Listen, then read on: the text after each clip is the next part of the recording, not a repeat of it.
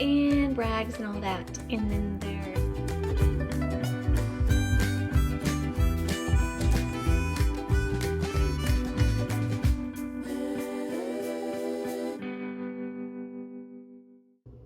Good morning. So today I'm going to do what I eat in a day as a fitness nutrition specialist.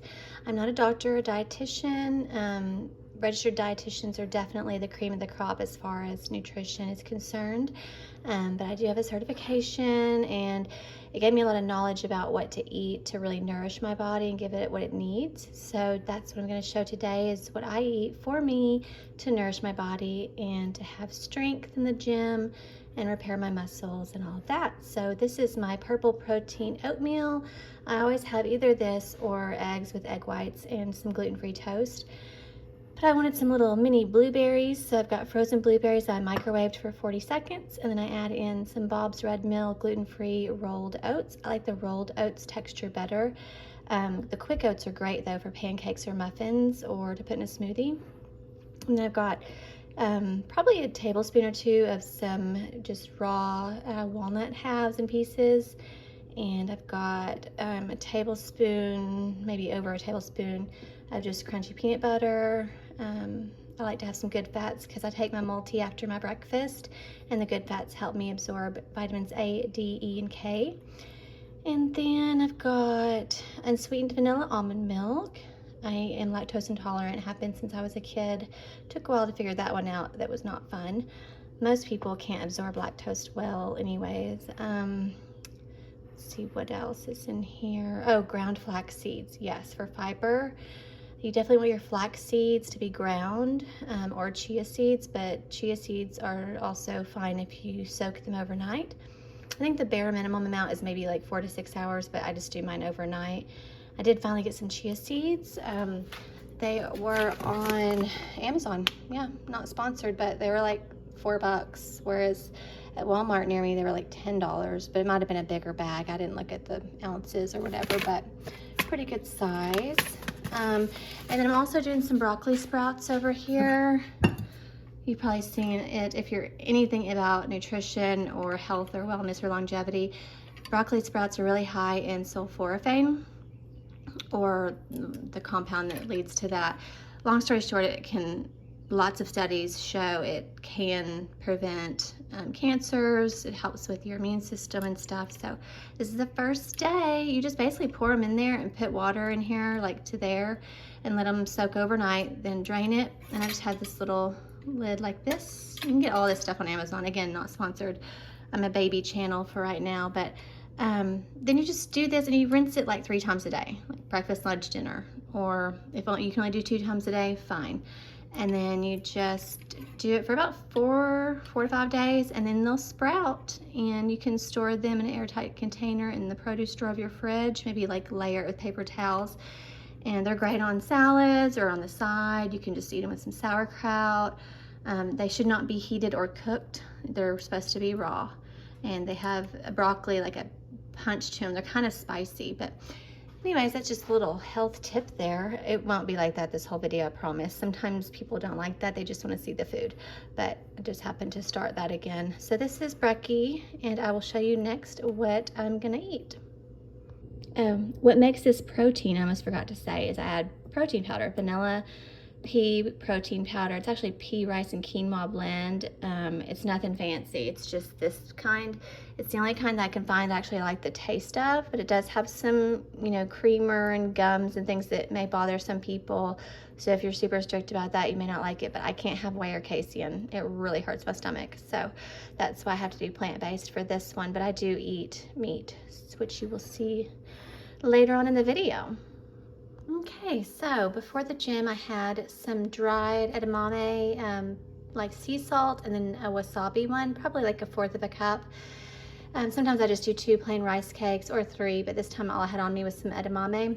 So now it's a late lunch post-workout situation. So I did shoulders with weights, and then lower abs, like the leg raises, and then cardio, just walking on the treadmill for 30 minutes. So here I have a can of salmon that was in water, and I just drained it.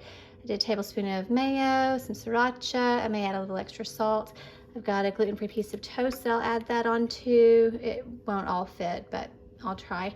And I have some homemade gumbo. It's not real true gumbo, but I just use the gumbo veggies in the frozen section, and then a little extra corn. I did cooked ground turkey and chicken broth and lots of spices. And I will add some Louisiana hot sauce, extra virgin olive oil, and nutritional yeast. And that's just for some extra fats and things. And then I'll just use some crackers. These are some really good fake saltines that are gluten-free. They don't break on that line, but I'm just gonna break them up and put them in the soup. So that is my late post-workout. Also, get yourself one of these ladles. Make your life easier. Don't spill all over the place. So that is my easy lunch. Oh, also, I rinsed this out again and drained it and shook it and kind of made sure they all coated around the jar. So that's the second time I've rinsed them. So this is my lunch, and I will show you what I eat after this.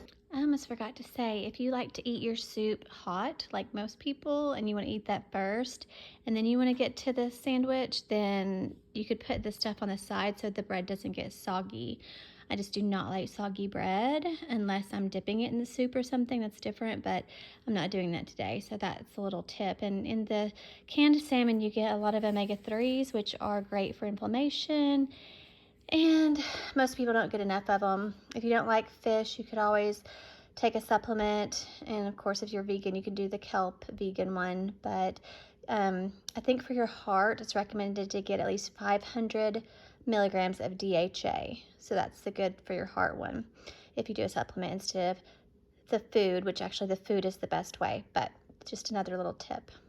Okay, and here's my dessert. It's a little chocolate cake that my mother-in-law makes. It's really good. It's more like a pie, but it's got like a gluten-free crust. It has pecans in it. It is amazing, because if you're gluten-free, you know we don't get a lot of crusts or pies or sweet things unless it's like in a box or something. I think it might have been a Weight Watchers recipe that she knew, but it is delicious, and it's got whipped cream and then the little chocolate shavings, and it's made with almond milk or oat milk instead of milk. So yeah, it's such a sweet thing that she does for us. She also made us gluten-free cookies, like chocolate chip. Oh my gosh, so good. So this is my little dessert. This is a tiny plate. I don't know if you can tell, but anyways, it's a square. And it's delicious. So that's my little dessert snackity. I'm gonna go and edit a video and do some chores around the house. I gotta do some dishes and stuff, and then I will show you what's going on for Din Din. Okay, so I want a quick and easy dinner tonight. So I've got these celery sticks, some carrots, and some chicken breasts. I'm just gonna stick them in the Instant Pot, and it will be super quick and easy, literally 22 minutes on high pressure, and that's all it takes for the chicken to be done. I'll just have a little bit of water in there, and I will just probably do salt and maybe paprika and pepper. Okay, here's the little Caesar salads. We've got these Parmesan crisps. These are so good. It's got a really deep aged flavor to it. And fake bacon bits. We've got my favorite little Caesar dressing. And so this is my honey bunnies, and also has Parmesan shavings, which are so good. And baby carrots and green leaf lettuce that I just cut with kitchen shears that I only use for that. And then some cracked black pepper. And then here, the pin finally dropped. I'm gonna show you the chicken and veggies. There we go. Fun fact, you can put this lid on this side. I did not know this until I watched another YouTuber do it. Hello. So there is the num nums. It's the chicken breasts. Ooh, it's steamy. I'll show you my plate whenever I get it all put together. Okay, so there's Din Din. I've got the chicken breast and veggies, some spicy brown mustard right there, and Louisiana hot sauce. I'm gonna have my salad first, and then I'll have a gluten-free chocolate chip cookie for dessert. So that's it. Wherever you are, I hope you have a great day or night.